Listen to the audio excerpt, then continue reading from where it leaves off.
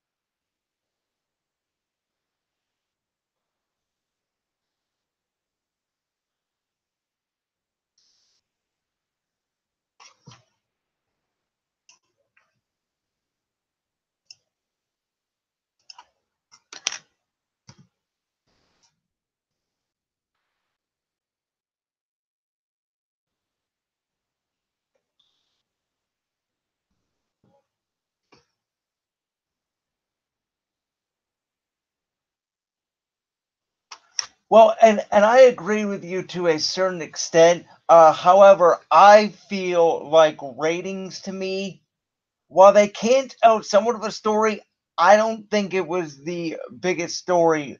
I always say, okay, you can look at the ratings, but what does my eye test tell me? And I just thought, to be quite honest, that the games were not entertaining. I mean, I just found them really slow moving. That's just my personal opinion.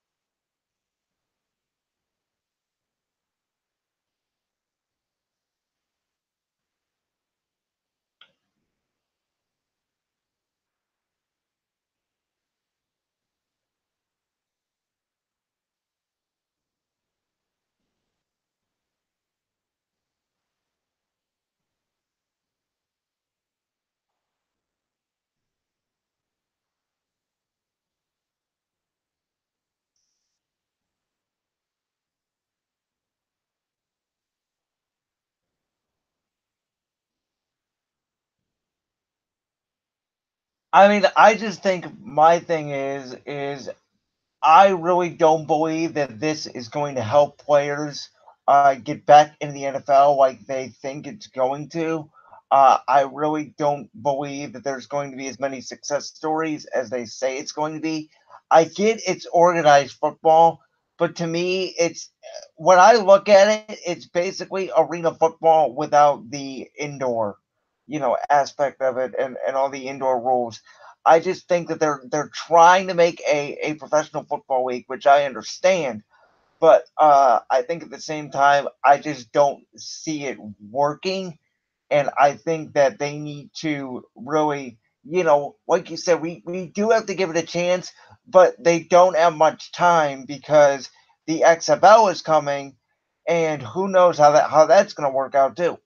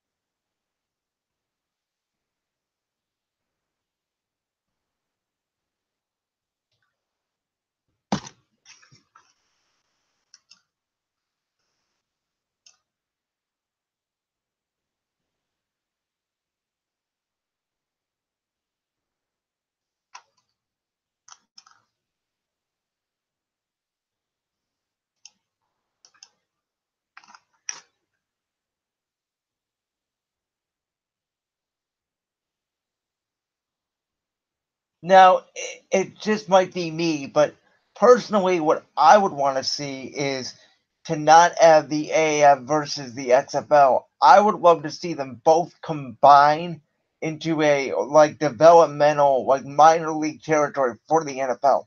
That's what I would like to see. That's where I think you could make more of a case for it, where it would be maybe guys are not trying to get back into the NFL, but maybe you bring down, like undrafted people and seventh round picks, practice squad players that still need more work, and you put them in like a developmental league like they have in the NBA and the MLB.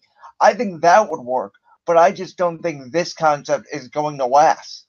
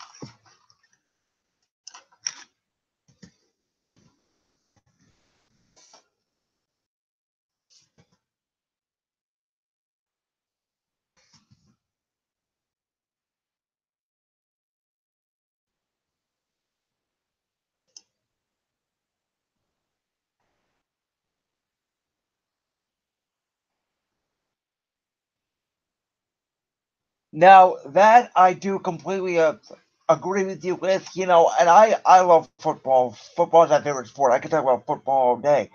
But I think we all just needed a break from a wild NFL season, and it felt like that we were jumping into it way too quickly. As much as we're sad that the NFL season's over, I think we all just, you know, the Super Bowl just happened 2 weeks ago, and you're already starting a new league. I think that that's too quick of a turnaround. I agree with you on the fact of baseball being the only sport in the summer that people are bored with. Even if your team is good, I think the problem is, baseball is such a slow moving sport and it's hot outside. People don't want to watch it for 3 hours. So I agree with you on that aspect that I think if they moved it to the summer, like the Arena Football League used to do, I mean, their league used to start, I believe, in April or May and go to August, which was the perfect time because it was right after the NFL draft. Teams were starting to get into training camp, so you were starting to get into that football mood, but you needed something to watch before the preseason started. I thought that that was perfect. But to your point of the AAF competing against other sports. So I did have these numbers pulled up. So the AAF, they got a 3.25 rating, which is pretty good. That's the second best rating on Saturday night. Duke and Virginia, the college basketball men's game, had a 3.32 rating. And your point with the NBA, the Thunder Rockets game only had a 2.67.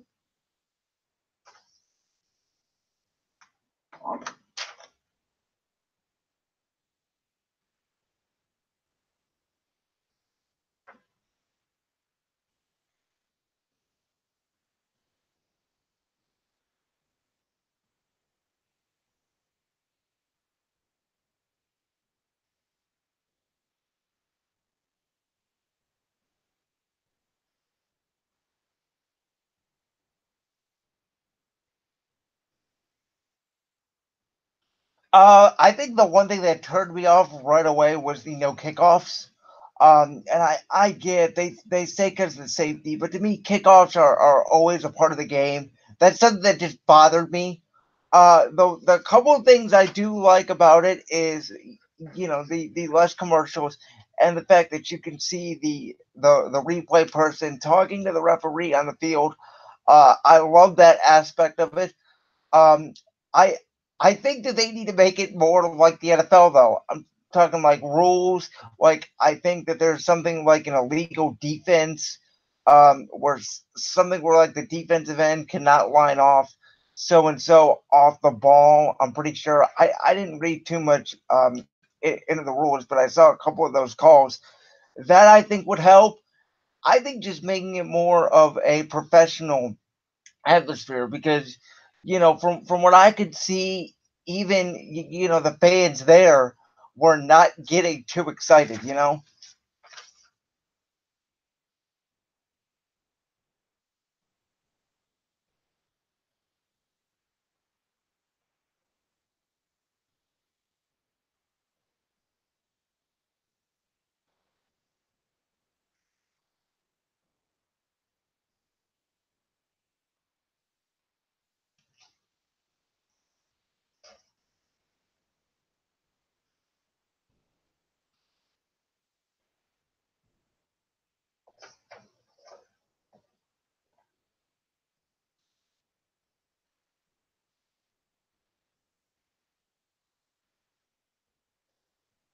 Yeah, I mean, I think to your point, I think San Antonio is looking for a football team and they want to show by how excited they are with this league.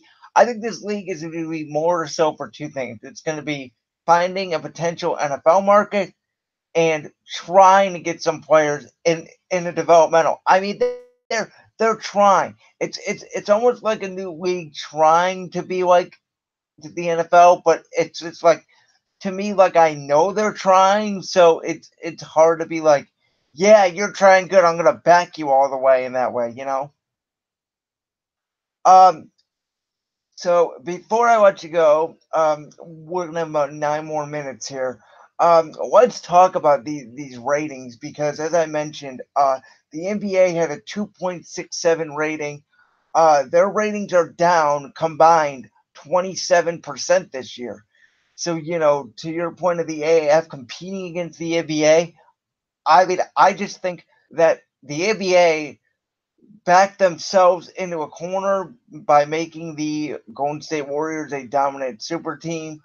And as a result of LeBron leaving to LA, the East Coast market has just, totally dropped. I mean, on TNT alone, the ratings are down 22%. On ESPN, they're down 5%, but they're still down. So that's how I got that 27% number to be down overall.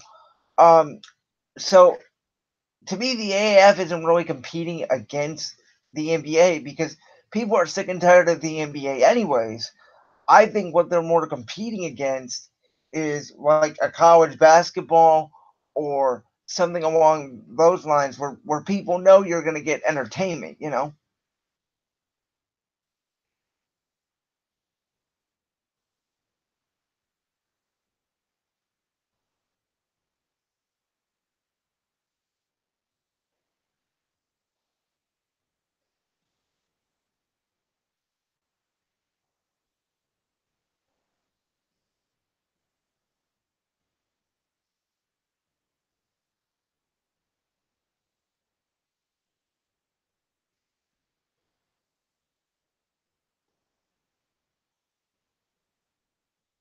Well, and I think that's more on the NBA than the AAF.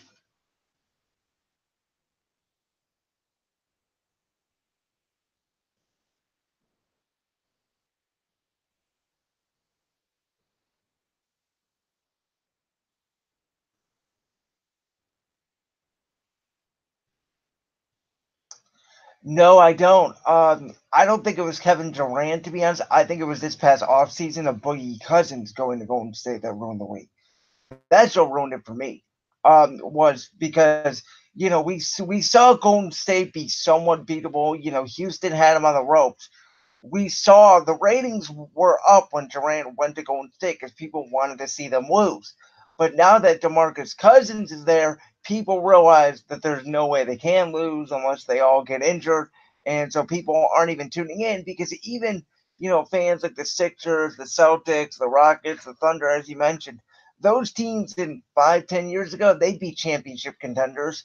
At this point, though, and where we are in the league, they're only playoff contenders, really, at best. They're only like conference finals contenders.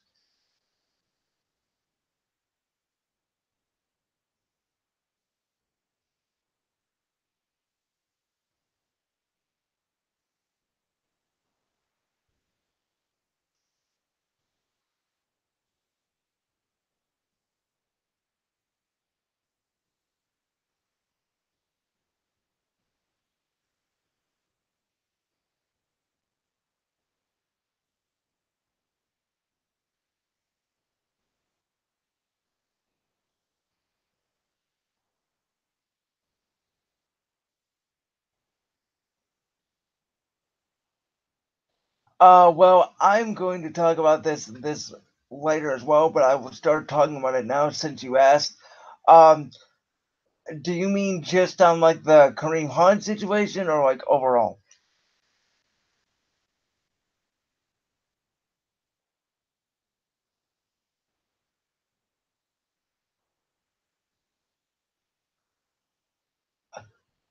Okay. I thought Kitchens was the best hire of the offseason, but I think he's a B hire. I didn't think there was any A hires out there. I personally wanted to keep Greg Williams as the permanent head coach. I felt like that Greg did enough to earn that job. I mean, he went 5-3 in 8 games. Got us to 7 games with a mess of a roster, with a locker room that when Hugh Jackson was there was in turmoil. I mean, the job he did, I thought was good. I'm weary on Kitchens only because he only was an offensive coordinator for 8 games. He only called plays for 8 games, and he's never been a head coach before in his career. And now he's battling a locker room potential issue with Kareem Hunt. And this thing, in my opinion, I'll be honest with you, the whole thing, especially with the coaching, because coaching in the NFL matters. The Browns have the potential to be a really good franchise for a long time, or it has the potential to blow up and be like the Chargers, who have a great quarterback and can never be successful with them. And we're going to find out in these next couple of years. I have optimism with Kitchens, but I'm not sold on him yet. I thought he was a good play caller, not a great play caller. I thought many people in the Cleveland media kind of overreacted to him and acted like he was such a great darling that the Browns got. Um, but we'll see. I think he has to win games to win me over.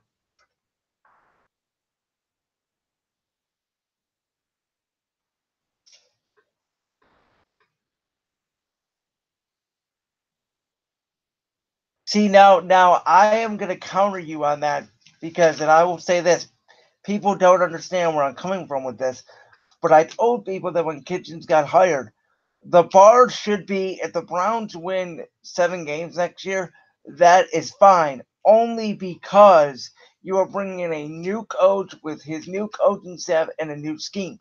So if they win 7, 8 games, to me that's fine next year because you have a whole new staff. It's like you're starting over.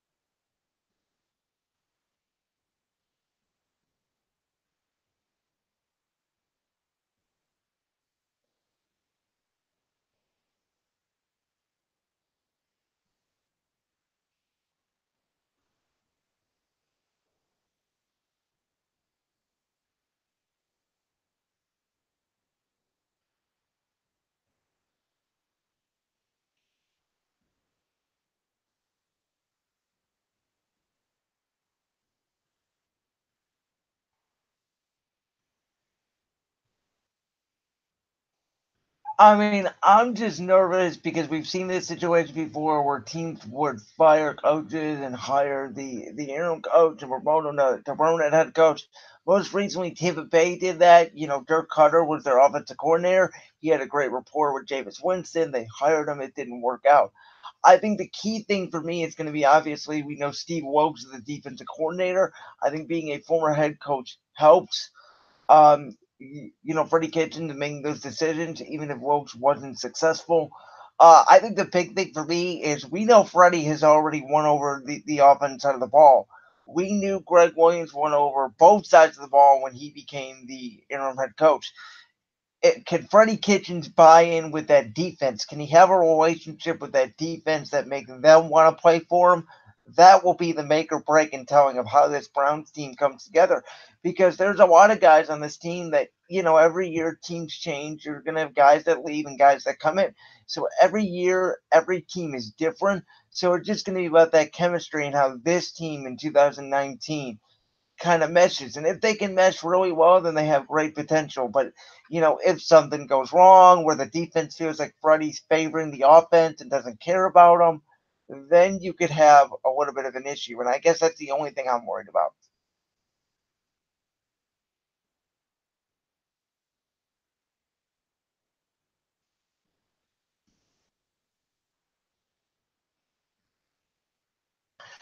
Okay. See, I really feel in my heart that he will be traded. And even if he won't be traded, he will not be back. From everything I've been hearing, and I'm going to cover this in the next segment more in depth, I'm hearing from all my people that I read that he will be a Jacksonville Jaguar via trade. And I'm hearing that that will be done by the time the New Year League opens March 13th.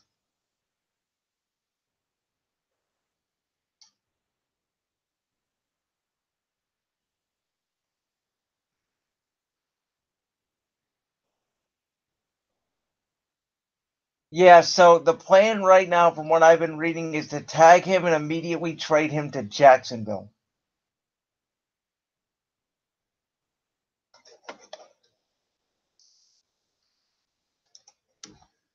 See, now I really feel, and I'll talk about this in the next segment too. Nick Foles, no matter where he goes, he's not going to be that good. He's only good in our system and Andy Reid slash Doug Peterson's West Coast system. Wherever he goes, it's not going to matter. So even if we trade him, I'm going to try to get as much value as I can for him because I think he's going to turn into the Nick Foles that we saw back in St. Louis, to be honest. And I hate saying it personally.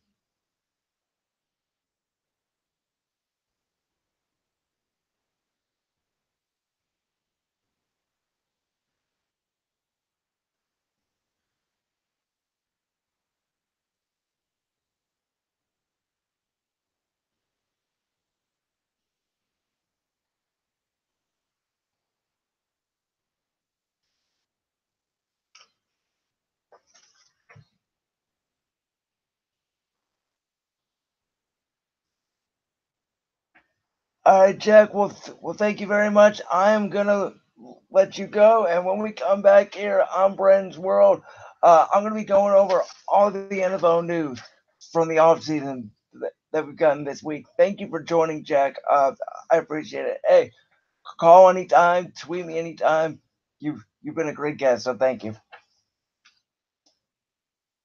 All right, thank you. No problem. All right, guys. We'll be back on Brenn's World.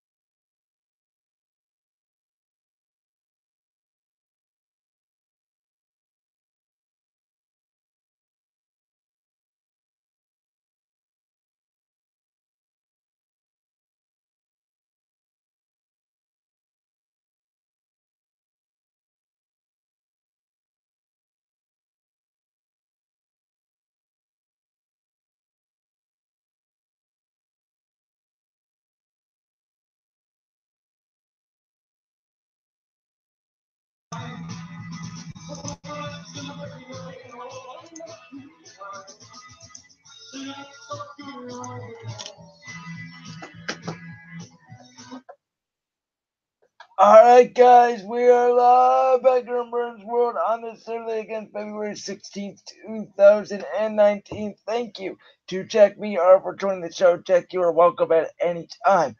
So, before we get into my NFL and WWE notes, a programming reminder that Sean Fitzgerald will be calling in at 11 a.m. to talk about Kareem Hunt and the Indians offseason. Michael Reiner will be here in studio at 11:30 to talk Elimination Chamber and AEW.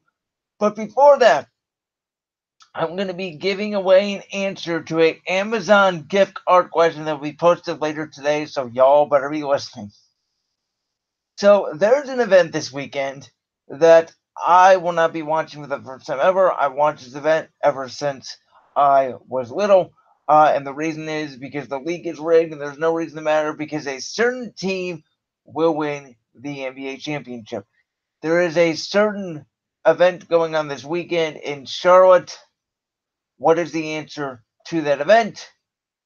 If you can answer that correctly, tweet at me and you will win a $25 Amazon gift card. I've been trying to get this Amazon gift card away for 2 weeks. Last week, I posted a picture, and it was a picture of me here at Franklin Hall, where the studio is. And so I said, what time would you like, or what time was that picture posted? If you guessed the time right, you would win the gift card. At the time was 1 a.m. Somebody said 1 p.m. That was incorrect. So unfortunately, nobody won. I'm trying to give it away again. Again, $25 Amazon gift card. You can win it. Again, I'm not saying the answer directly, but I'm telling you guys, there's an event that I've been watching ever since I was little because I love this game. And because some team is going to win a championship this year in this sport, there's no reason to watch the event, so I'm not watching the event. There's some event going on this weekend in Charlotte. What is that event? You can tweet me and you will win that Amazon gift card. I only do giveaways for Twitter. I don't do them for Facebook or anything. I do have a Facebook. It's at Real B World BSR, but I use that, for mostly family and Facebook people. Everybody's on Twitter, but, whoever is not on Twitter, that's where I post on Facebook. I don't post on Facebook that often. I mortally post on Twitter. But yeah, so with that being said, after my little spiel there, let's get into some NFL news. So, Kyler Murray has decided to play football instead of baseball. Look, Kyler, if that's your passion at football, it's your first love, go for it. But if it's not, you're making a big mistake, in my opinion. I really do feel like that Kyler Murray will be too small to play in the NFL. Everybody said Baker Mayfield was too small. I didn't think he was too small. But Baker's 6 foot. I think 6 foot's the minimum you have to be. I think 5'9" is going to be a little bit too short in the NFL. I think he's a little bit too skinny to play in the NFL personally. I do feel like the first hit Kyler Murray takes will be his last hit in the NFL. I think he should go play baseball unless he absolutely positively loves football. You can always go back and play baseball. Baseball is one of those sports you can play till you're 50. Football is one of those sports you can play till you're 30. So Kyler, go ahead and try it, but I don't know if he's going to last in the NFL. Kareem Hunt and the Browns. I'm going to get to that a little bit before Sean gets in the air, but we're going to talk about it mostly with Sean. So Antonio Brown wants out of Pittsburgh. Antonio Brown requests a trade. That's no surprise. I do not want the Browns or Eagles going after Antonio Brown. I think he's too much of a diva. I don't think both teams need him. I do think the Browns need an extra receiver, but not as much as it would take to go get AB. Now, if you would only have to give up a second-round pick and a decent player, sure, but I'm not giving up a first-round pick for him.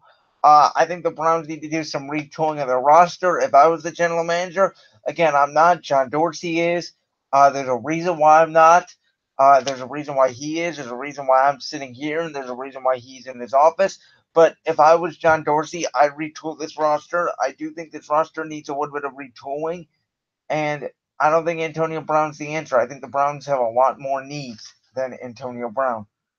So Joe Flacco for a 4th-round pick is what the Broncos gave up. Now, for Baltimore, you drafted them in the 1st round. You wish you could get back in 2008, but you wish you could get more for Joe Flacco. But at this point in his career, that's about good value. The Broncos, I don't understand what they're doing. Joe Flacco is pretty much worse than Case Keenum. Joe Flacco hasn't really been good. He's had one good season since his Super Bowl run. The Broncos, again, they're trying to play patchwork at quarterback. You just can't do it. They have a defensive-minded coach, and Vic Fangio wants to run the football, play good defense. It's typical Broncos. They're going to be the same team. They're not going to be better than they are right now. I mean, Joe Flacco is not a significant upgrade over Case Keenum. As a matter of fact, you may call him a downgrade at this point in his career. Because here's the one thing about Case Keenum. At least Keenum can escape outside the pocket. Joe Flacco cannot. Besides that, they're pretty similar. Flacco can throw the deep ball a little bit better. But, man, I mean, Joe Flacco and the Broncos, it just doesn't seem right. It just doesn't seem like it's going to work. Now, again, in sports, we make opinions. Why do you think Alan Coward hosts The Herd on Fox Sports 1, noon to 3, Monday through Friday? Why do you think he does this segment every Monday at 1 p.m. called Where Colin Was Right and Where Colin Was Wrong? It's because in sports, we have takes, right? The guy had my take on the AAF last weekend. Jack said my take was wrong. He called in. We debated it. That's what we do in the sports world. We debate. We talk things out. I could be wrong about every opinion I say today, or I could be right on every opinion I say today. Folks, I don't get paid. But if I were to get paid for doing this show, it's what I would get paid for. Doing this, making opinions. I'm a sports broadcaster. Sports reporters report. They don't make opinions. Broadcasters are opinions. That's what I'm doing right now. I'm saying my opinion. That's the great thing about sports. It's not facts. Now, I could read you stats. I could read you a fact. Like the NBA Thunder Rockets game at a 2.67 million viewer rating last weekend, while the Alliance of American Football League at a 3.25 million viewer rating. But the fact is my opinions are what they are. They're opinions, and you can agree or disagree with them, but that's what we do in sports.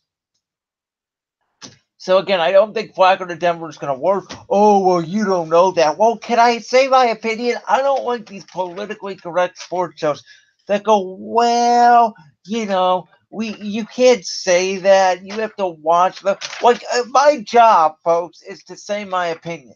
If you don't like it, call me up and we can debate. But my job is to say my opinion, and I hope you like it, but I don't care if you like it or not, to be honest. My job is to give it. So, the NFL Thanksgiving games are the Bears, Lions, Dolphins, Cowboys, Eagles, Vikings. My buddy Q, Victory Formation, co-host with Dante Senafante, who was on last week, and host Dylan Bowers. Mondays 4 to 6, FlexShowRadio.com. Q is a Vikings fan. I'm an Eagles fan, as you guys know. We've been talking back and forth this week as the Eagles and Vikings look to play on Thanksgiving night. Before I roll any further, let me go and tell you guys something. And that is this. Hey, listeners, do you need a DJ? Our mobile DJ crew is available to pull out locally and spin any requested genre to set the vibe you need for any event. Book one of our very affordable professional DJs today by emailing us at bsrmobiledjs@gmail.com. That's again, bsrmobiledjs@gmail.com. BSR is here for you. One more time, guys, in case you need that email, it's bsrmobiledjs@gmail.com. So, as I already mentioned, the NFL Thanksgiving games, according to my great beat reporter for the Eagles, Elliot Shore Parks, who got this news, is Bears, Lions, Dolphins, Cowboys, Eagles, Vikings. Now, again, I know a lot of people don't trust beat reporters, and I don't understand why. I'm a beat reporter for the Stater this semester, and I cover the Kent State wrestling team. I enjoy my job, and I enjoy reporting. Beat reporting is a lot of work. If you guys haven't done beat reporting yet, it is a lot of work, and I respect those beat reporters. Now, I would love to do it as a career if I didn't have all class and stuff that keep me busy. But, I mean, beat reporting is a lot of fun because you get to talk, in my case, to the wrestlers, and the wrestlers know me. We've already talked a lot. I mean, they really like me, and my professor really likes the quotes I get because they talk and they talk really good. To be honest, I mean, if you have a good relationship with these people, they will talk to you, and that's the fun in beat reporting. So again, I trust beat reporters. I don't know why people don't. But these Thanksgiving games to me look pretty good. Bears, Lions. We already know the Lions. They played well on Thanksgiving. Even if Matt Patricia should be fired. And again, that's an opinion. Oh, you can't say that. Yes, I can. It's an opinion. Debate me if you don't. Debate me. Call me up if you don't think Matt Patricia should be fired. So the Dolphins Cowboys. Now I don't understand this game. It's because the NFL's 100th anniversary is coming up. Still don't understand it. I think it's gonna be a boring game.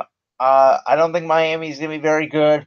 Dallas should win that game. That might be the easiest Thanksgiving game they've ever played.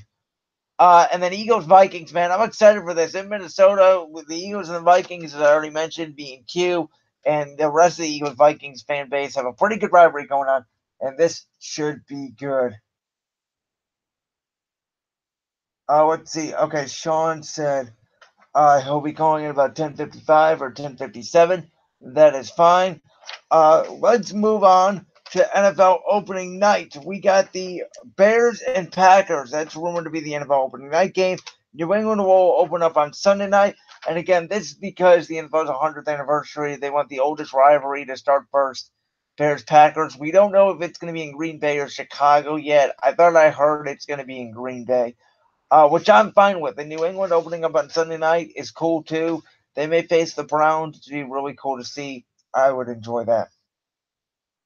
All right, as I already mentioned before with Jack, Nick Foles is potentially going to Jacksonville, according to Elliott Shore Parks. Again, Eagles beat reporter for 94whip.com.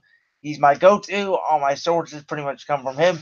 He said that the offer is going to be Nick Foles and our first and second round pick next year, well, this coming draft, I should say, for Leonard Fournette or Jalen Ramsey and the seventh pick, which I would take. Jackson will probably take two. Apparently, Jackson was trying to reload. They might get rid of Jalen Ramsey or Leonard Fournette. That's where we could come in, and that'd be a great deal for us. Because Nick Foles, as I already told you guys, in my opinion, Nick Foles is not going to be good anywhere else but Philly or Kansas City. Nick Foles fits the Peterson system. We've seen him in other systems. We even seen him in Kansas City not play that well. 2 games, yeah, he had 4 touchdowns, no picks. But you look at the numbers, he didn't really do much in those games besides 4 touchdowns in the red zone when it was really clutch, because that's what Nick Foles is. Heck, Nick Foles was really bad in Doug Peterson's system for a couple games and then caught fire. That's what Nick Foles does. He catches fire. He's the greatest backup quarterback in the history of football. He's not a starter. He would not be good anywhere else. And the Jaguars, they signed Josh Lambo to a 4-year extension. Again, Jaguars, you don't know what they're doing. You don't sign a kicker to a 4-year extension. Pittsburgh, they signed Chris Boswell to a 4-year extension. They cut him last year. I just don't understand it. All right, let's go to some WWE news now. As I already told you guys, Elimination Chamber is this Sunday. Michael Reiner will be in studio at 11:30 to talk about it. The Royal Rumble in 2020 was just announced today. It will take place at Minute Maid Park in Houston. Of course, they were in a baseball stadium last year, Chase Field, Phoenix, Arizona. This year, or next year, excuse me, they'll be in Minute Maid Park, Houston, Texas, the home of the Houston Astros, which I really like. People that are going to the Elimination Chamber tomorrow in Houston, Texas, will get a pre-sale discount. Good for them. The Raw and SmackDown ratings are falling. I definitely want to talk to Michael about this and figure out what we need to do about WWE and how to rebook WWE because their ratings are just down the chute. Here's a big story. Jimmy Uso and Naomi were driving in Detroit the other day on Thursday. Naomi was driving the wrong way on the road. The officers pulled them over. Naomi was cooperative with the officers, but Jimmy Uso wasn't. Jimmy ended up taking off his shirt, wanting to fight the cops. The cops pulled the taser. They never tased him, though. And, yeah. So Jimmy Uso was arrested because of that. Obviously, you don't pull a stunt like that against the cops where you want to fight them. I mean, that's just dumb. The Tag Team Championship, as I know, for tomorrow between the Usos and Shane McMahon and The Miz is still on. But man, this is a really bad look for Jimmy Uso. Really bad look for WWE. I'd be surprised if they punish him and take him out of the match. I would personally. I wouldn't let him wrestle. I think that he needs to be taught a lesson here that you don't do that. they're not going to put the titles on them. That would just be stupid and prove that, hey, if you do something wrong, you can just have the titles. John Cena is hosting a revived Are You Smarter Than a Fifth Grader? Yes, you heard me right. That great game show that used to be hosted by Jeff Foxworthy is now going to Nickelodeon later this year, and it will be hosted by the one and only John Cena. Yes, John Cena can do this in film movies, but he can't wrestle. It just, it kind of makes me mad as a fan because we need John around. I like it when John's on Raw. I like it when John's on SmackDown. I like it when John's hosting He's Smarter Than a Fifth Grader, but I'd rather see him in the ring. I always love that show. We have the game on DVD, and they're really hard. And some of those questions I don't believe fifth graders learn it. I'll be honest. But hey, at the end of the day, it's all about John Cena hosting He's Smarter Than a Fifth Grader. So Seth Rollins has a bad back. Seth Rollins is not scheduled tomorrow for the Elimination Chamber. Seth Rollins not scheduled to wrestle till WrestleMania. Reportedly he could wrestle right now, but they don't want his back getting worse. They want him close to 100% against Brock Lesnar at WrestleMania. And again, we're going to talk to Michael about this because this WrestleMania seems to be one of the worst built WrestleManias of all time. So JR, Jim Ross, the new play-by-play voice of AEW. Again, I'm going to talk to Michael about this. But AEW is a new promotion starting May 25th, I believe, the Saturday before Memorial Day, whatever date that is. They're opening their first pay-per-view, and it is Double or Nothing, I want to say. Or all or Nothing, something along the lines of that. But yeah, it's a new promotion, as I told you guys last week. It's Cody Rhodes and basically the owner of the Jaguars and the New Bucks funding this. They already signed Chris Jericho. They already signed Kenny Omega. They got JR Jim Ross, who hasn't officially stated he's signing with AEW, but other reports point to that. Again, he can't say it because he's still locked into his WWE contract, but reportedly he already has a deal lined up in place to be the new play-by-play guy for AEW. And if they get a TV deal, well, that'd be even better because then you get to hear JR on your screens every week again. I really do feel that AEW will get a TV deal. I think they may either go Tuesday or Thursday nights, would be what I was thinking, but we'll see. Heck, they may even do the Monday Night Wars again and go straight up with Monday Night Raw. And at this point, the way Raw has been the last couple of weeks, AEW might win. Okay. Vince McMahon is scared of stars leaving the AEW, so he's trying to lock them up. I mean, that's self-explanatory. Guys like the Revival, who just won the Raw Tag Team Championship on Raw, they're trying to make them happy, trying to make them not leave to go to AEW. Here's a big one. So Total Divas is going to look completely different when the new season comes out, which I'm not a fan of this. They put Ronda Rousey on the show, which is okay. They put Sonya Deville on the show, which is okay. But they took out Paige, they took out Lana, and they took out the Bellas. Now, the Bellas decided to not do Total Divas anymore. They're just going to do Total Bellas, which I'm okay with. They're both great shows. But the fact they're taking off Lana on Total Divas, I don't like. I really thought Lana made the show. Lana and Natty fighting all the time, which is great.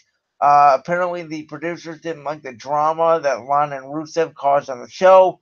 And, it is what it is. But I guess the producers did not like Lana at all, which, I disagree with. But it is what it is. And then I guess Lana called Ronda Rousey overrated in an interview. She said she hasn't done nothing for the business. I'd love to see a Lana versus Ronda Rousey match before Ronda leaves after WrestleMania and see Lana get squashed just to build on this story. But yeah, there's a lot going on in the WWE. As I mentioned, Jimmy Uso arrested. John Cena hosting Are You Smarter Than a Fifth Grader? Elimination Chamber this Sunday. Fastlane is coming March 10th to the Q, Quicken Loans Arena in Cleveland. Maybe the worst pay-per-view of all time. Next to this Elimination Chamber. These two pay-per-views, I would argue we don't even need them. And I'm going to talk to Michael about this. He said he has a big prediction for Elimination Chamber. I don't think that this pay-per-view is going to be any good. I don't think Fastlane is going to be any good, even though it's in Cleveland. I don't even know if I got free tickets, I would go, but I don't know if I'd pay for it. I mean, it is a WWE event, and everything's different, but it just feels stale. It just feels too predictable. Like Daniel Bryan's going to win the WWE Championship and it's at the Chamber. He's going to retain it. We all know Ronda Rousey's going to retain her title. Bobby Lashley's going to do some trick up his sleeve to retain against Finn Balor. Like, I mean, Shane McMahon and The Miz are obviously going to retain because they're not putting the title on the Usos. Like, this old pay-per-view feels predictable and I just don't like it. But before Sean calls in, I want to hit on the Kareem Hunt situation and then we can kind of talk back and forth with him. I think it's a bad luck for the Browns. I think it's a bad PR move. I really feel like that they don't need this distraction. I think John Dorsey's putting his job on the line, as I tweeted before with the Kitchens hire and the Kareem Hunt situation. I get he's special talent, but running back may be the least valuable position in football. You don't really need a star running back, in my opinion, and they need to build a lot around the team. And man, Kareem Hunt, the stuff he did was wrong. And maybe if he went to New England or some other place, I'd be okay with it. I didn't want the Eagles signing him. By the way, I did not. Felt like that'd be too much of a distraction. I really felt like the only place he can go is New England, like Josh Gordon, to get rid of that distraction. But you just don't need the media circus. The Browns just got rid of Josh Gordon. Now you're going to bring in another media circus. You're still dealing with Callaway. Callaway, he's been clean, but will he stay clean? And I like Callaway. And again, I've been wrong on these situations. I was wrong on Michael Bennett. I thought I would have cut him if I was the Eagles when that story came out about him uh, running over that old lady at the end of Super Bowl 51. I didn't want Michael Vick coming to Philly when he killed dogs and got out of prison, but they won me over with their play on the field. And it's sad to say, but it's true. When you're on the field, I don't care what you did. I don't like the signing. I think it's a bad PR move. But if they produce on the field, then that wins me over. That's just the way I look at it, and I think that's the way all of you should look at it because at the end of the day, and I think that's what John Dorsey looks at, is when he's on the field, nobody's talking about him hitting a woman. But before he gets on the field, I have all the rights to say speculation about it because if he's on the field and does bad, then I have the right to transfer it over. So that's the way I see it going. Again, I'm going to talk more with Sean about this in depth, and we're going to talk about the Indians offseason coming up at the top of the hour. Again, Michael Reiner in studio 11:30 to talk WWE and AEW. That's going to be a great conversation that I'm looking forward to. And again, one more time before we head to break, I'm giving away an Amazon gift card today later on Twitter. The answer I indirectly have said now, but I'm going to lay it out again. There is an event this weekend that for the first time in my life I'm not watching because I really don't care about it. Because a certain team is going to win an NBA championship and I don't care. Yes, I just gave away the answer if you're smart enough to realize what this event is. Because I'm trying to give away this Amazon gift card. Tried to give it away last week and none of you guessed what time I took this picture of Franklin Hall. It was at 1 a.m. Took that picture at 1 a.m. I was here. Trying to help somebody out here with our board. So again, I really appreciate you guys listening to the show. We had 27 viewers last week. We had 21 the first week, so we're bumping up. I understand it's Saturday, it's a weekend. People want to sleep in, so maybe people aren't listening as much. I know there's been some trouble with Buck Show Radio. That's why we're streaming it live on YouTube as well. But at the end of the day, man, it's all about having fun, and I love doing this every week, and I love giving away gift cards because I think it shows my appreciation towards you. All right, I'm gonna have Sean call in about 2 minutes, and then we might get started before the top of the hour. I just want to get into it, man. I love having guests and I love discussion. So we will be back on Britain's World, top of the hour with Sean Fitzgerald. Thank you guys so much for watching.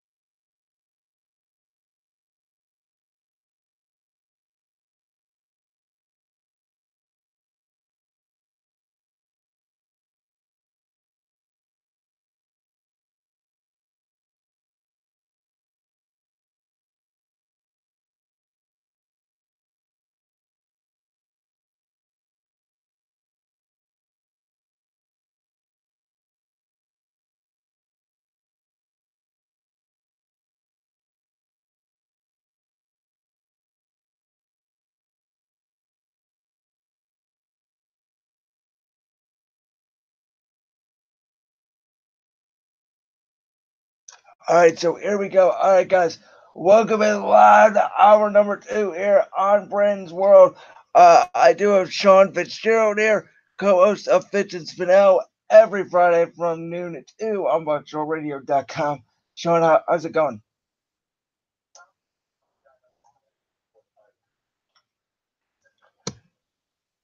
So, am I correct in saying you are back in Parma right now, right? You're not in Kent.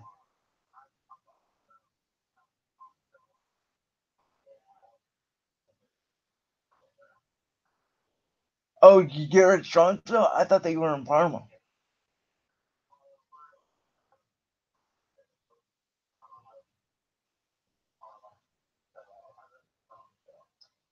All right. Well, thanks for that clarification.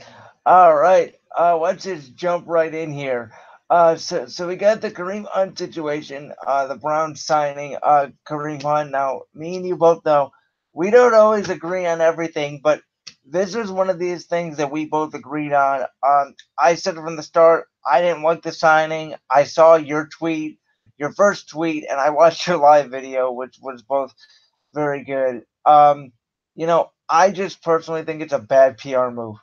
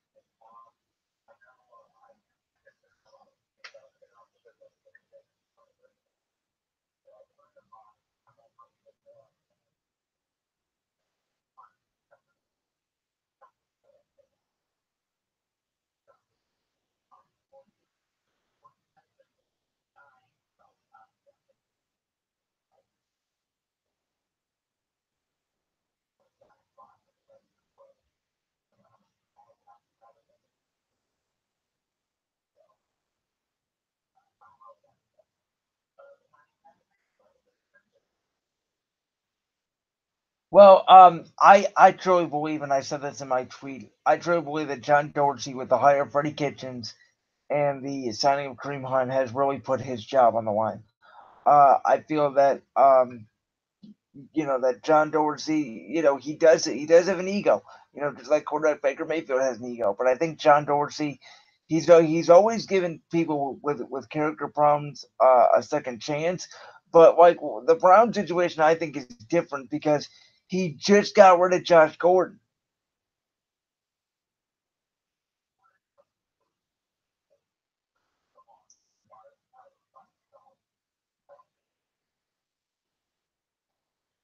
See, I do though. I do, and this is why. Because the Browns are not a well-run organization, in my opinion. And I know, oh, it's a new regime and whatever. The Browns have had new regimes all the time, and yes, this is a new regime, and yes, we won 7 games. Blah blah blah blah blah. It's the Browns are still, believe it or not, in my opinion, the laughing stock of the league, and they will be until they actually start winning consistently. The Browns they don't need a media circus like Kareem Hunt. It's going to be the same thing as Josh Gordon. People are going to ask every single day about Kareem Hunt. They're going to ask the players. They're going to ask the coaches. They're going to ask Dorsey. If Jimmy Haslam ever does press conferences, they're going to ask him. It's just going to be this ongoing cycle, especially in the Cleveland media, where people are relentless. I mean, this is one of the worst media positions for people to be in, especially with the Browns, because we have reporters, and I said earlier, I respect beat reporters, but we have reporters here that I won't name that I just don't like. I don't think they know what they're doing. So I just think this thing's going to get all overblown. And the only way this thing's going to work is if he produces on the field, if and when.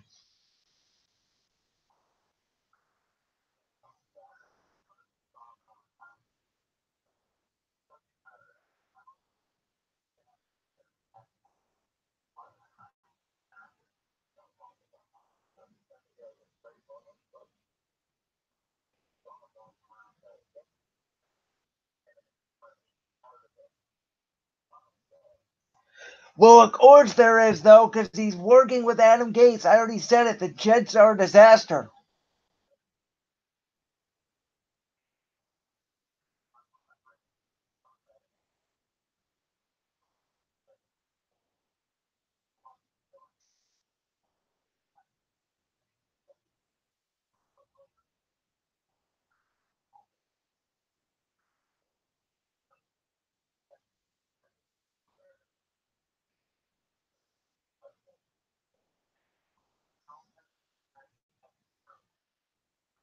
No, I agree, but at the same time, how many times have you promoted from within? Like, oh, look at Tim Bay. Dirk Cutter, as you said, was their interim head coach. They promoted from within. They brought him up, and he worked out. And he didn't work out. Excuse me. You're still promoting within with Freddie Kitchens. I mean, to me, what's the difference?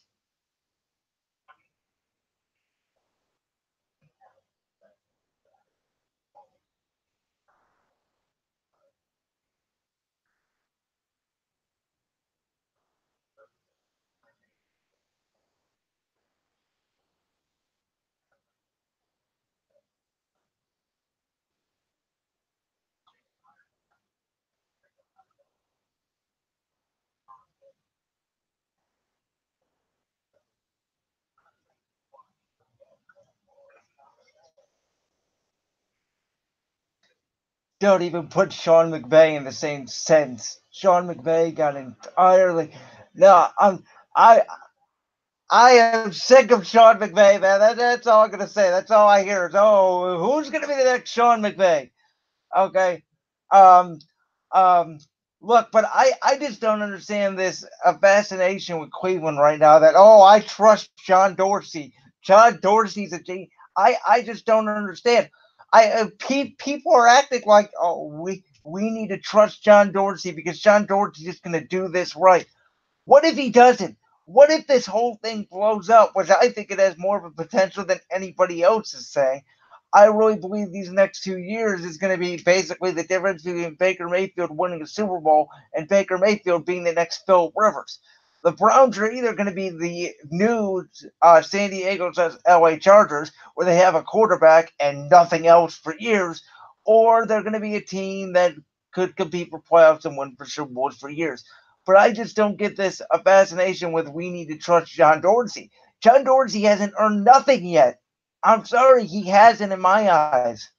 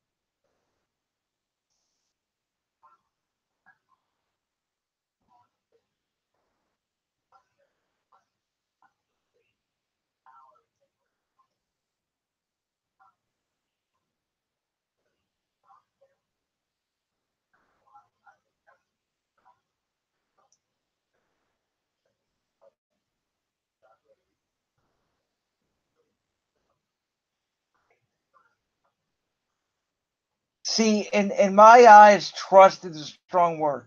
How? Let me tell you a quick story. In Philadelphia, when Chip Kelly got fired and we brought back in Howie Roseman, nobody trusts him. We all thought it was going to be a disaster. We all thought it was going to blow up. Howie, Doug Peterson, Jeffrey Lurie, after the whole disaster we had, they earned our trust by winning us a Super Bowl. That's what to me would earn trust. That's what earned me Howie Roseman's trust. What will earn me John Dorsey's trust is if this hire works out and the Browns compete for playoffs for multiple years to come. But that starts this year by at least winning 7 to 8 games. That to me will be trust. John Dorsey has had a great, I agree with you, he's great at evaluating talent, he's great at drafting. The one thing I think John Dorsey has lacked over his career is signing free agents and actually building a team where, the Browns roster. I don't understand this Browns roster is a great roster. It still has a lot of flaws, in my opinion. They need to revamp the offensive line. They need to rework some receivers. They need to get some more depth. This team is not.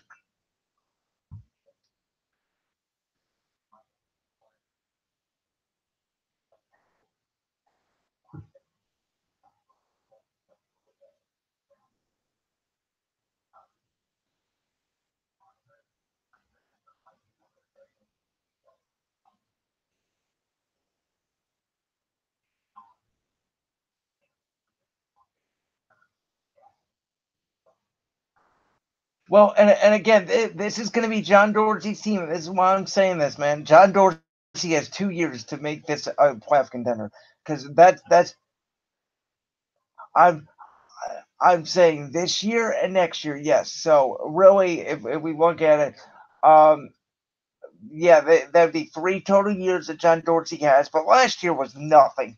I mean, last year was a forgotten year the way I look at it. Yeah, it built momentum, but in terms of building the roster, it's like a forgotten year because now you're starting over with a new head coach. So he's got 2 years. He's got some pieces in place from the old regime, and from when he drafted some players. He's got the pieces in place, but he's got 2 years now to build this team into a playoff team. And if he does it, by the way, I don't care if they're on the bubble. I don't care if they've had injuries. You got 2 years to get this team to the playoffs. And if not, in my eyes, he deserves to get fired because this is not on Jimmy Haslam. This is not on Baker Mayfield at all, depending on how he plays, which I expect Baker Mayfield to play really well. This is not on Jimmy Haslam at all because Jimmy Haslam basically gave the reins to John Dorsey and said, John, make us a contender. So you I don't care if the Browns aren't successful this year. Don't say, "Oh, it's because Jimmy Haslam's a bad owner." Jimmy Haslam is finally doing what owners should have been doing for a long time, giving the power to the general manager.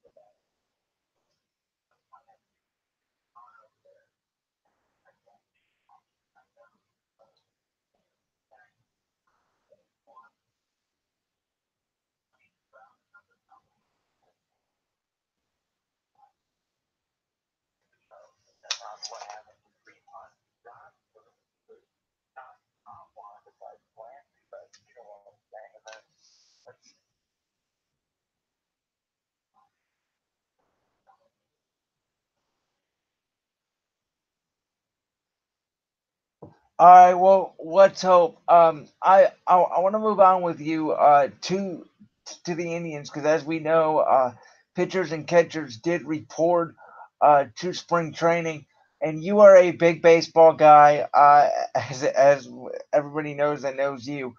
When you look at this Indians roster on paper right now, just kind of give me an overlook of what you think, what they need to add, what they need to improve on.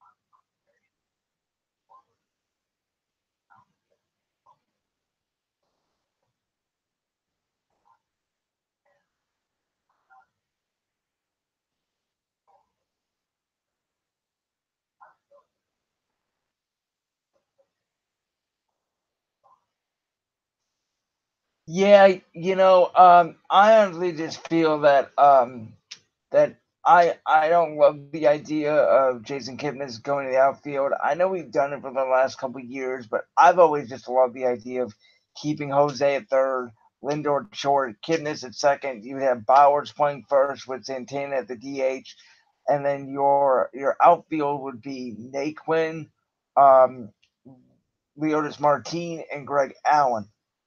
Which again, I don't think you need big production from the outfield. I am one of those believers that the way the Indians, as we know, won in 2016 was they didn't have great outfield, but they had great speed and they hit for average. And our starting lineup and our pitching was so good that we just shut down the opposing offense. So I think the Indians are trying to take a page out of their 2016 book. Um, I think that the one area that they need to improve on is the bullpen a little bit, and I think that they're just going to be a defensive team. And I think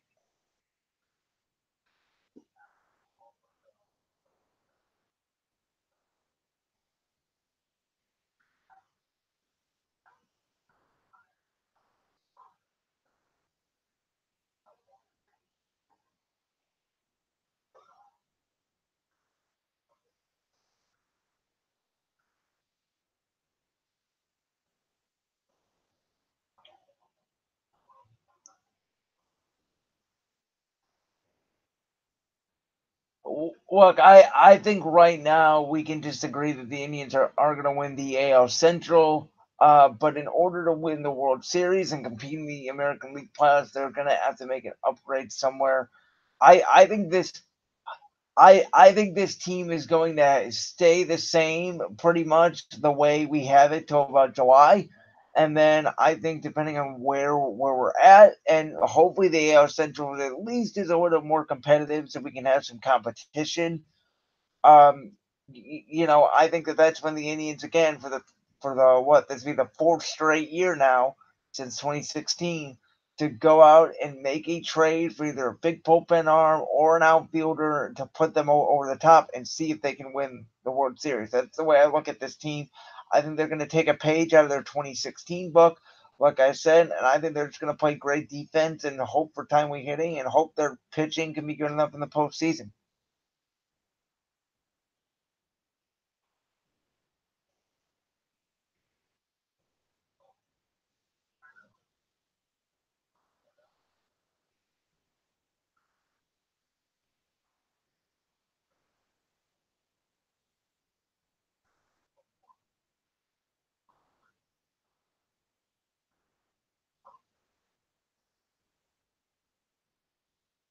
Well, the one move I didn't understand why they did was the trade of Yan Gomes.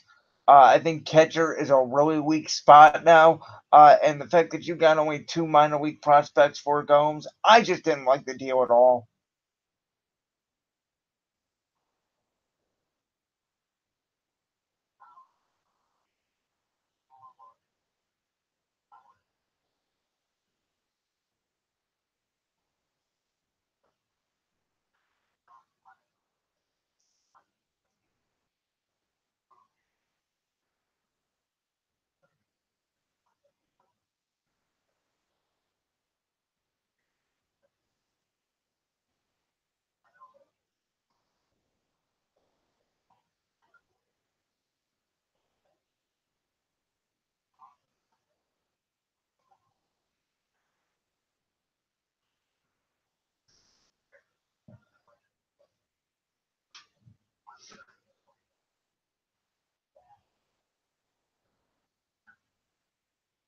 Yeah, now they didn't trade Corey Kluber, which our pitching staff would have been strong, I think, without him. But now that we didn't have any return for him, like I keep saying, man, I just think it's going to be one of those years where teams going to score 3 to 4 runs a game, and you're just going to have to hope for great pitching.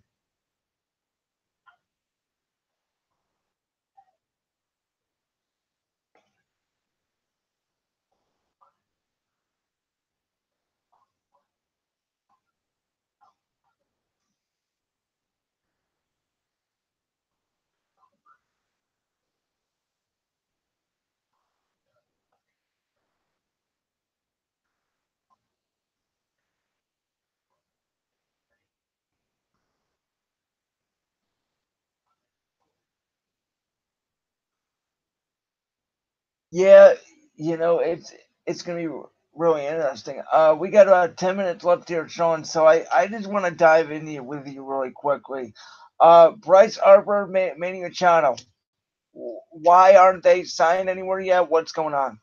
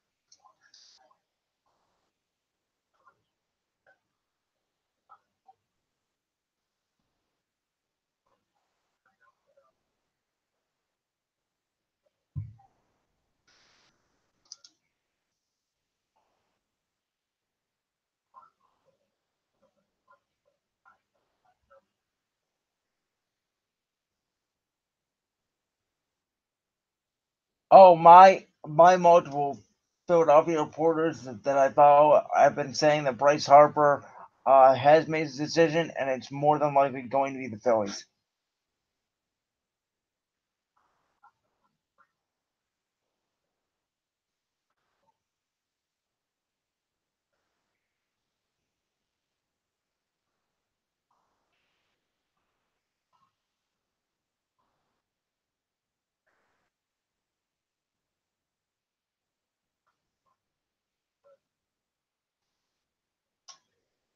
Now, are the Yankees still in play for Machado and all? That's good news.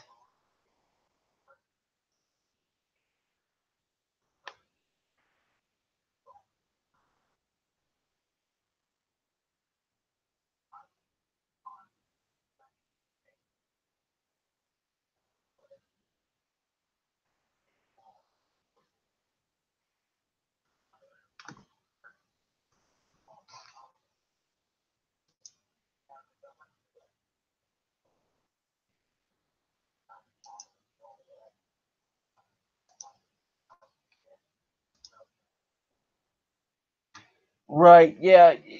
Just really quickly, I want to make this point. I would love for Machado to go to our division rival White Sox.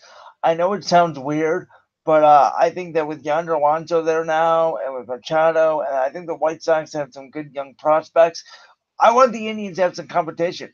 I think the Indians' whole problem last year was there was no competition in the AL Central. We've won the division since day one.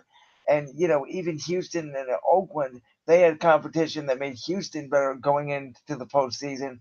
So I think that's what the Indians need really is to not get bored and to have some contention.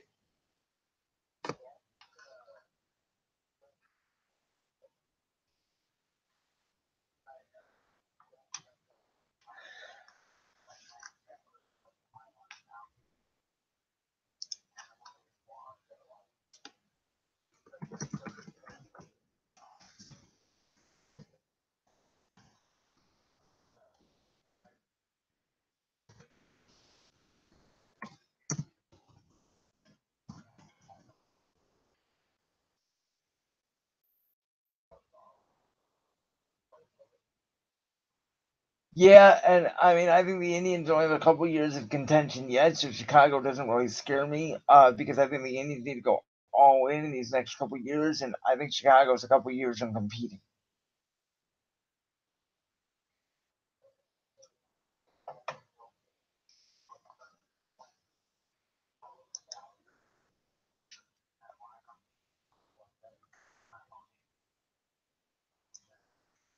Yeah, all right, Sean. I got Michael Reiner here in studio, so I'm going to let you go. We're gonna go ahead and take a quick break. When we come back, Michael is gonna be in the studio, and we're gonna talk about a lot of things on wrestling. So thank you, Sean. I appreciate it, man. Good luck with your show. You and Mitch both provide great content for our viewers, and thank you for calling in.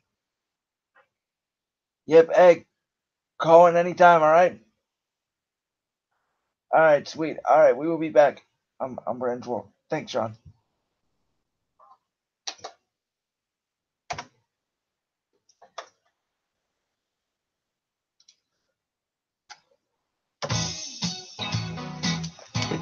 Michael, come on in.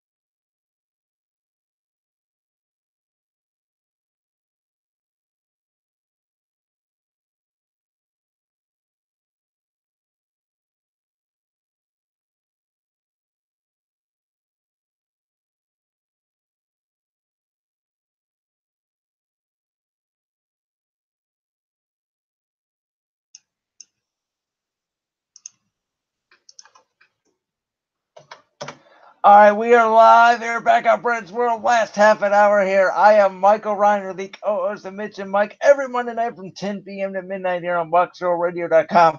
Michael, how are you? Oh yeah, Brandon's World.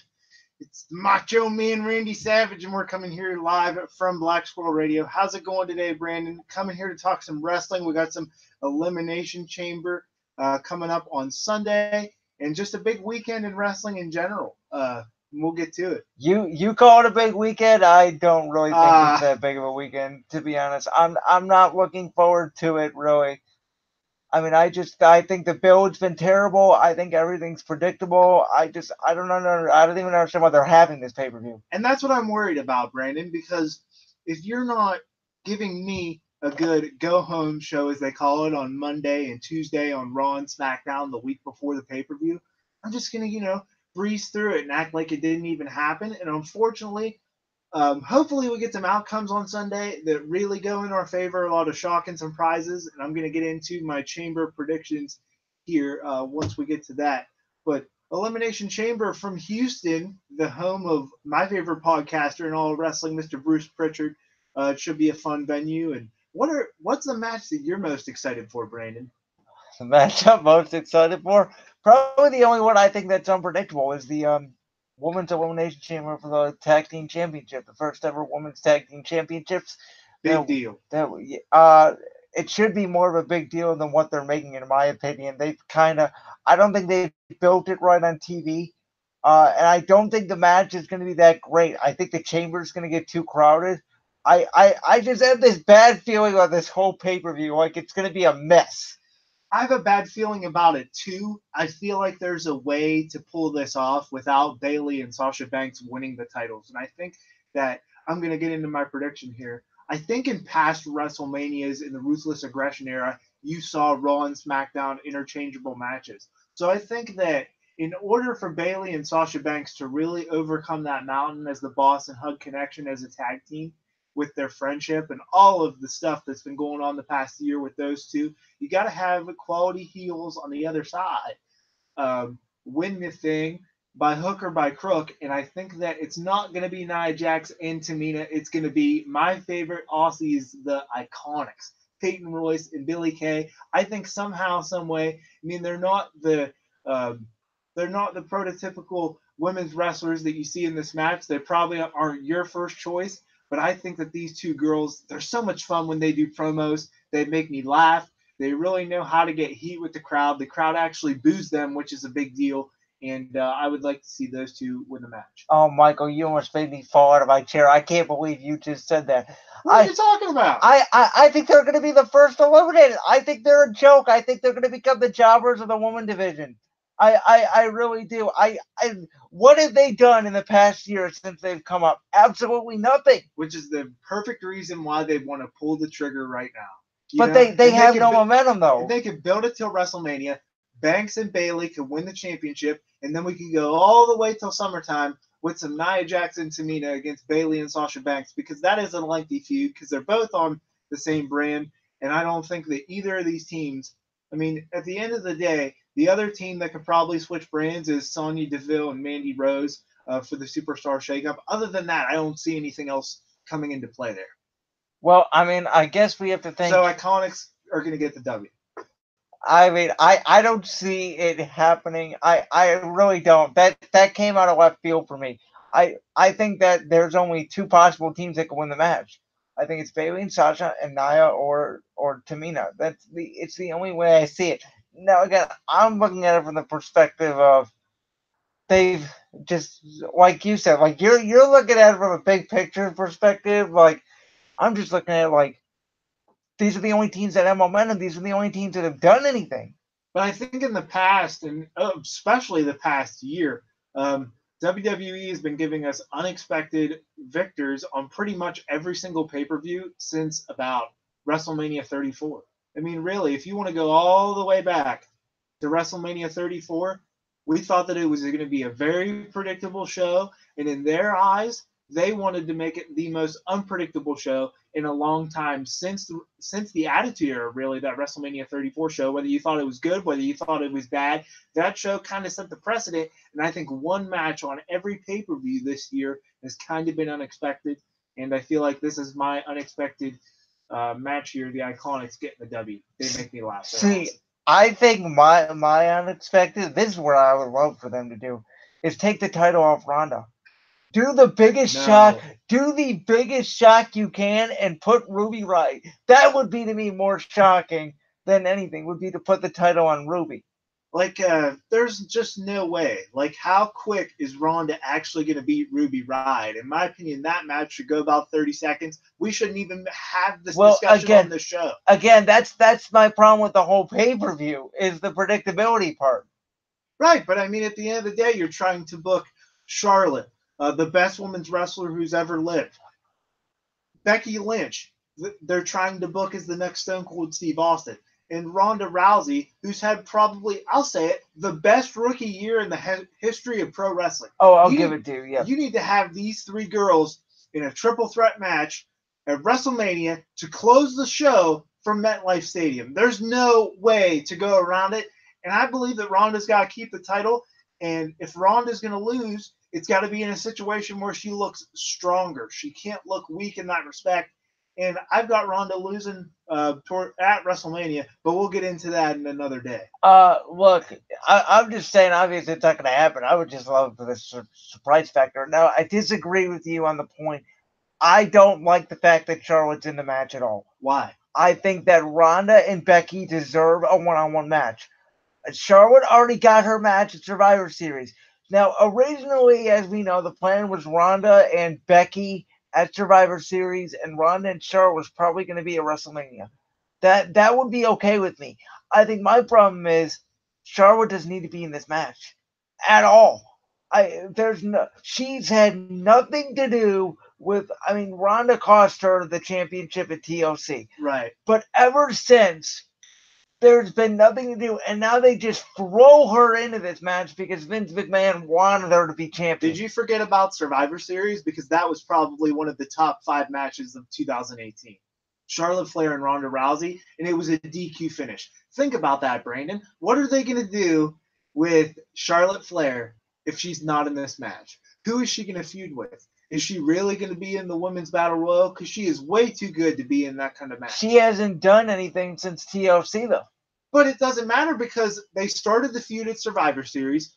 Ronda got smacked with the kendo stick, and now Ronda interferes and screws Charlotte out of the championship. Okay, and you have so much time to build to this moment to get Charlotte into the match, especially because Becky Lynch is kind of the one that all hardcore fans get into is Becky Lynch because she's work hard. She's a great worker. She has a great character right now. Ronda Rousey's kind of the mainstream star that is getting fans from outside of the realm to come in. And then you have Charlotte Flair, who's kind of the company woman, as you could say. She's definitely the favorite among the front office.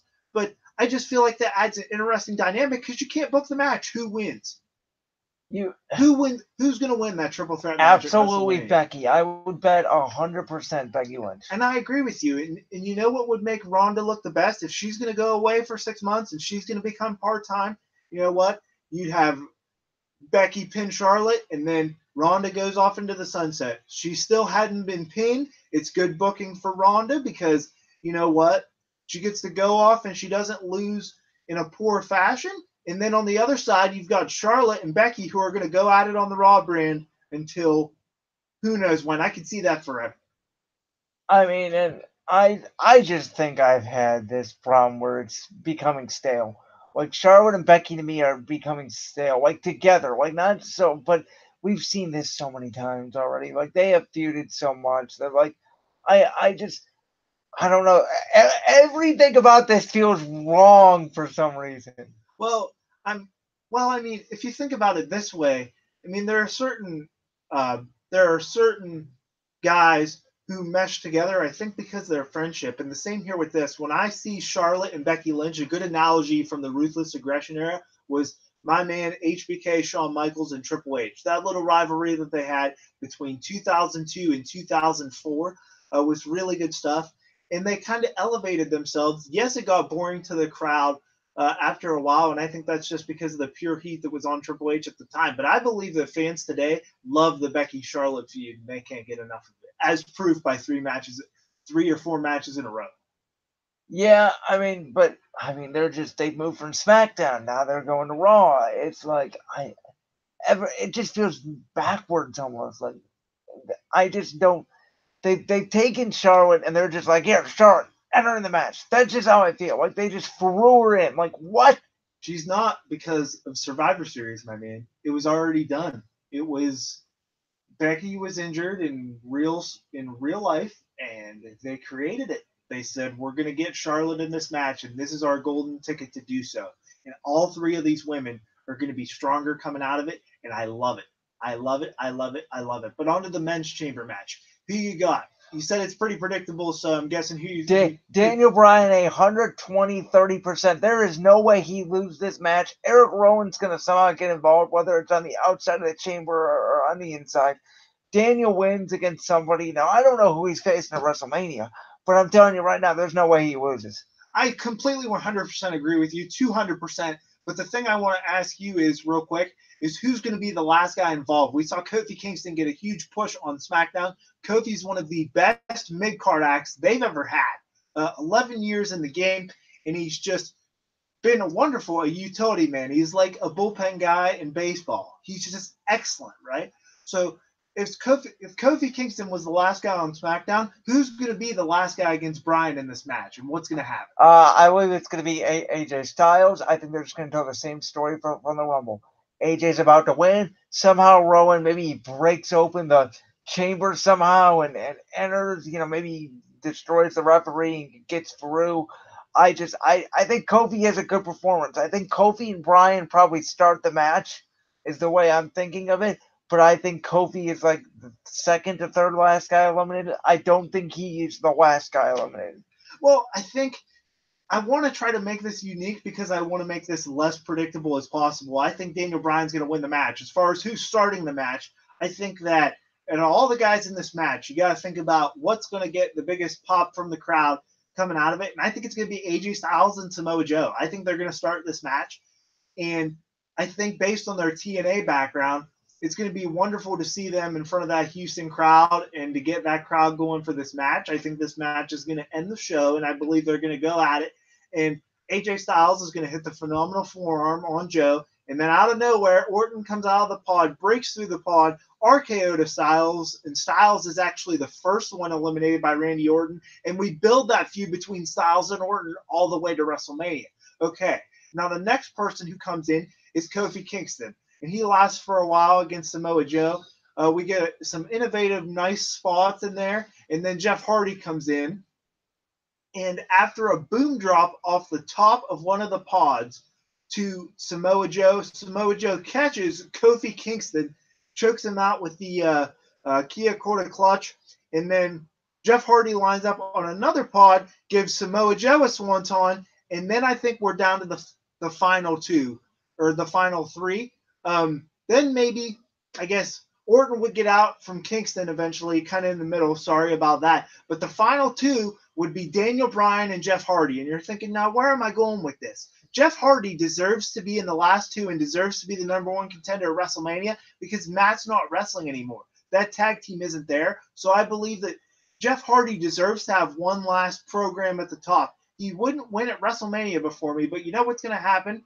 Eric Rowan's going to interfere. Eric Rowan and Luke Harper are going to interfere in this match. Take out Jeff Hardy. Daniel Bryan wins, but you know what's going to come out of the crowd? Vanguard 1, the little drone thing that Matt Hardy used for his broken Matt Hardy character. And then that kind of teases that Matt Hardy is going to come back and be back up for Jeff Hardy. And we get to see the broken Hardys up against Daniel Bryan and his intellectual peers, Harper and Rowan, heading into WrestleMania. And then after that, Daniel Bryan could win, Jeff Hardy and Matt Hardy can retire, and they could finally go out and do what they want to do and then walk into the sunset because we'll never get that Hardy match again. They had their WrestleMania moment a couple years ago, but that's kind of my shock finish. I believe that Bryan is going to win, but not without controversy. Michael, did you think of that beforehand? Yeah, like literally, just like when I was in the shower getting ready today, I just thought, you know what? Out of all these guys, who needs it the most? I mean, Samoa Joe, AJ Styles, they're of their time. They're veterans. But you know what? Samoa Joe's kind of in limbo. He's a heel. Daniel Bryan's a heel. Isn't going to work. AJ Styles, we've seen it too many times. The crowd was stale at the Royal Rumble for their match. It isn't going to happen. Then you've got Kofi Kingston, which he's just merely a fill-in for Mustafa Ali. And Randy Orton, I think AJ Styles and Randy Orton is what's written on the wall, but we don't need a title in that because they're two amazing performers. We don't need the championship, right? So who's that guy that needs it the most? I believe it's Jeff Hardy. And I don't think that you can build a WrestleMania storyline without a big finish in this match. I believe it would just be tough to come out on SmackDown on Tuesday and try to build this because I think something's going to happen on this show to make people care. And I believe that Hope and Jeff Hardy, especially when he's kind of lost a step in the ring, it would be a big deal for him to get him back up and broken Matt Hardy and have them feud up until WrestleMania. What do you think? Well, Michael, I'm hating that. That's very good in depth. I love it. We do about 10 minutes left, so I want to dive into some AEW right now. So give me your thoughts on AEW, just overall, man. All Elite Wrestling, founded by Tony Khan, the son of the Jacksonville Jaguars owner, Shad Khan. Tony Khan's a big wrestling fan. If you want to hear more from Tony Khan, Talk is Jericho. Chris Jericho just had him on his podcast. I haven't listened to it yet. But basically, Tony Khan is just a fan of the wrestling business, right? And he wants to build a place in the wrestling industry where certain veterans, certain young guys can build themselves and really be creative all about themselves without being put down by WWE's corporate umbrella. And I know that's tough sometimes, but basically the guys that he contacted were the Elite. Cody Rhodes and the Young Bucks, two guys that are hot on the independent scene at the moment, and they were all in on this, and they created All in August, and that did well. It was in Chicago. It was the biggest independent show in the world. Starcast with my good friend Conrad Thompson. That was that weekend as well. But anyways, it was all that creation that formed AEW, and it was all through social media, All Elite Wrestling. They're talking about a TV deal, and basically they had their ticket tease giveaway party. I think it was last Tuesday, if I'm not mistaken. And then they ended up selling their tickets on Thursday afternoon. They sold out in 4 minutes. And they're already announcing matches on the card. They have Hangman Adam Page going up against Adrian Neville, or what he calls himself Pac right now. And then on the other end, we get Kenny Omega against Chris Jericho too. A rematch from Wrestle Kingdom 12 when they squared off at the beginning of January last year. And I think it's going to be a really good card, and I'm interested to see who continues to sign. Yeah, I think it would be a very positive thing for WWE personally because I think that they need it. I think they need the competition. Um, you know, I think if AEW does this right, I think they could turn into a better WCW almost. But they have to do it right. Now, I'd be interested to see this, and I said this earlier, just throwing this out there. What if their TV deal, what if they do it head to head against Raw? I don't think they can. I think that based on some things that I've researched, I've heard that they've registered the trademark Tuesday Night Dynamite. Which I mean, I think that pretty much when SmackDown moves to Fox, I'm pretty sure they're going on to Fridays. I'm pretty sure. Yes. Because Fox wants SmackDown to kind of be like the Friday intro to like the Saturday and Sunday other content on Fox. Right. So them registering the Tuesday Night Dynamite is huge for them. Now, as far as networks go, I mean, you've either got TBS or TNT. Cody Rhodes and the Young Bucks were in Atlanta for the Super Bowl. I'm pretty sure they got their tickets from the Khan family. I think they were given the tickets, if I'm not mistaken. This is all per the Being the Elite series on YouTube. If you want to learn more about these guys, watch the Being the Elite series where they just do a candid video of their lives on the road and what they're up to. But basically, I would love to see TBS or TNT pick it up. If it's Tuesday Night Dynamite, obviously you got to go with TNT. But as far as competing with Raw and SmackDown, I feel like going on a day where Raw, SmackDown, NXT isn't on like a Tuesday is perfect. Because for a fan like you that hasn't really gotten into the independent side of professional wrestling, you want to have a day where you're not worried about what's happening on the other side on SmackDown. You're not going to want to spend your time flipping the channels or looking at your phone while SmackDown's going on and trying to switch back and forth. I know it would have been fun back in the day between WWE and WCW, but it's not about TV ratings anymore, especially with WWE. USA signed them to a multi-year deal because USA needs them. They don't need USA. And they're not afraid of All Elite Wrestling right now. They're a little bit weary because the Khan family is actually worth 2 times more than the McMahon family is. But at the end of the day, I believe the Tuesday is the best move just because it helps them get their content out there. It's not about worrying what the other side is in business and sports and anything in life. It's about worrying about yourself. And I think if they go head to head with WWE, they're going to struggle because, WWE is going to have another show with the Saudis. That's going to be heavily pushed. And, they might do well if they go head to head, but they're not going to really get their core audience and gain more unless they're on a different day. I gotcha.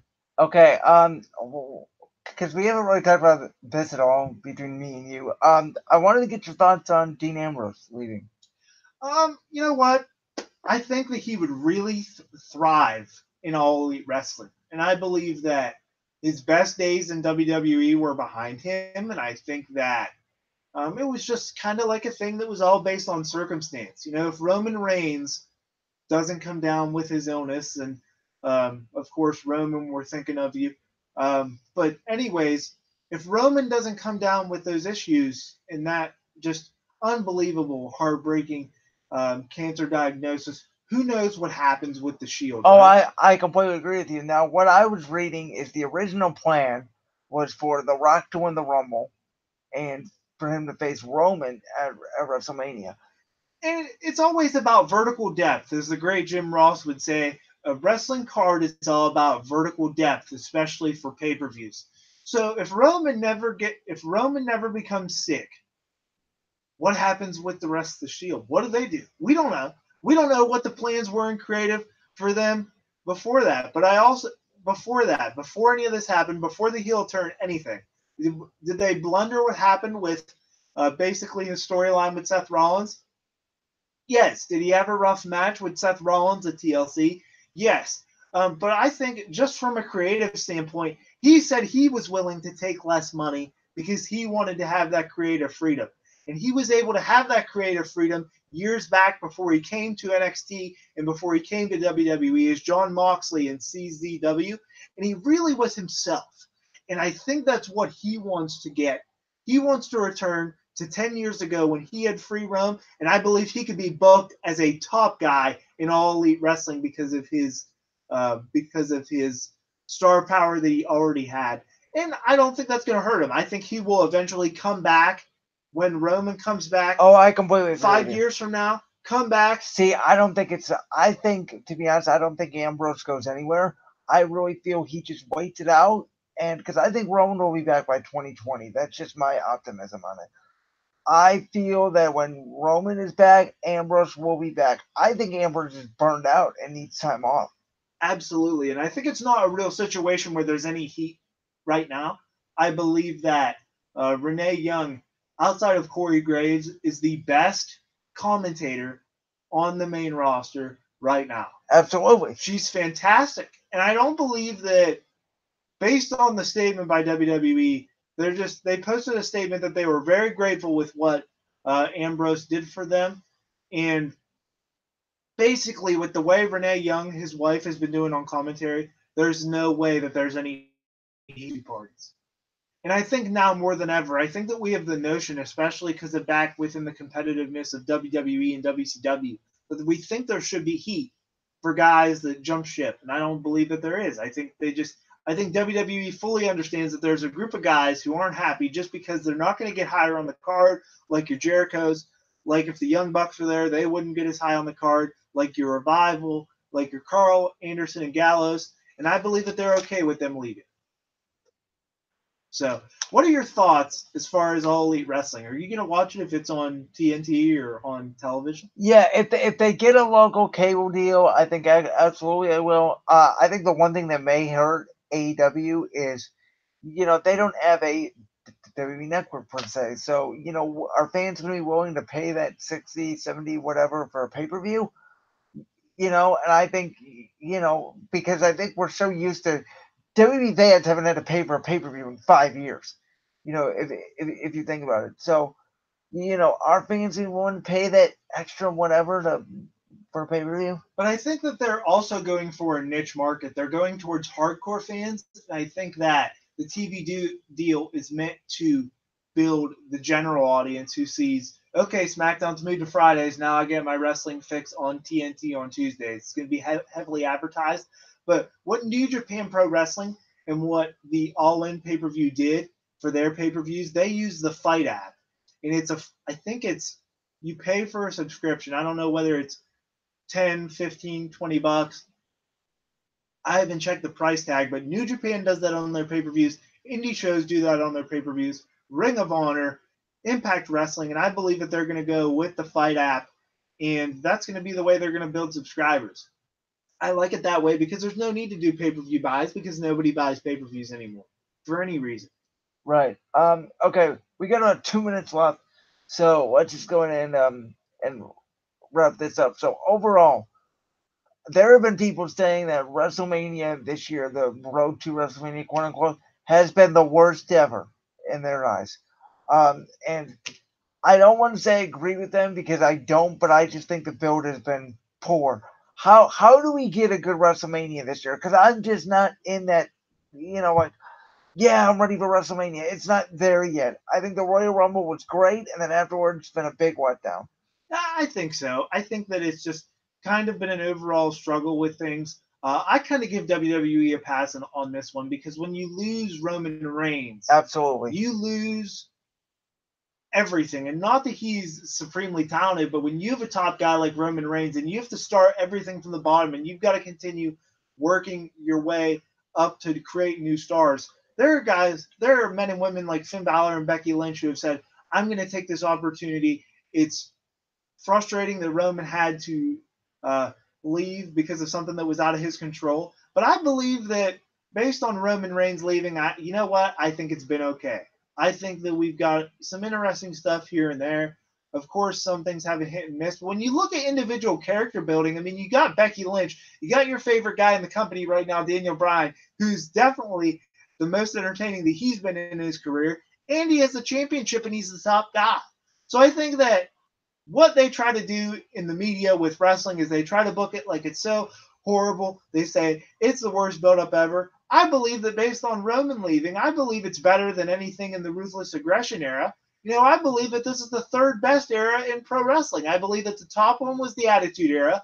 I believe that the second one is the 80s era with Hogan, the golden era as they call it. And I believe this third one is this era right now. The network era is what I call it. Because you have access to watch the product that's on there right now, which has been okay with character development. You have the opportunity to watch old pay-per-views, and now we got All Elite Wrestling coming in. So I believe based on talent perspective, you've got Becky Lynch, you've got Daniel Bryan, you've got Seth Rollins. The guys and women that the fans like are getting pushed, and I think we're going to have a good WrestleMania. I think the build-up has been okay. It hasn't been top-notch. It hasn't been horrible. Somewhere in the middle, kind of like most years. All right, that is fair enough, Michael. All right, we got to wrap it up. It is noon. Programming note today. Pass the Mic will not be on the air, so you guys will be hearing music for about the next 4 hours because there's never a show. We hear from 2 to 4 on Saturdays.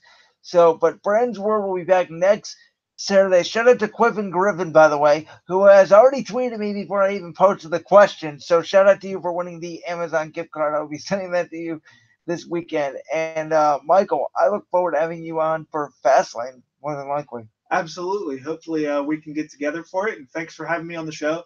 Mitch and Mike, 10 to 12 here on Black Squirrel Radio. This is my first semester as an official part of the station. And I got to say, you know what? I love it. I just love coming in here and talking about sports, wrestling, life in general. Brandon, you're one of my great friends, and you always have an entertaining show. One with lots of structure, great guests with a lot of insight. I was on when you had Fitz on talking about the Kareem Hunt situation. Excellent takes, and make sure you tune in to Brandon's World's YouTube page, Twitter page, all of his social media, because he's going to have this stuff archived for us. And we'll have it on social media, YouTube, so that everybody can listen to it back again. Great job for Brandon today. I know he's a busy guy. I'm busy as well. But thank you so much for having me on, my man. Thank you, Mike, and thank you for all those rousing endorsements.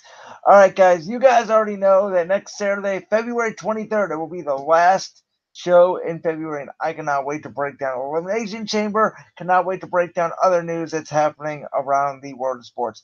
So that's it for now. This is Brandon from Brandon's World, signing off on BoxShowRadio.com. Thank you, Mike, for being here, and yep, peace out, guys.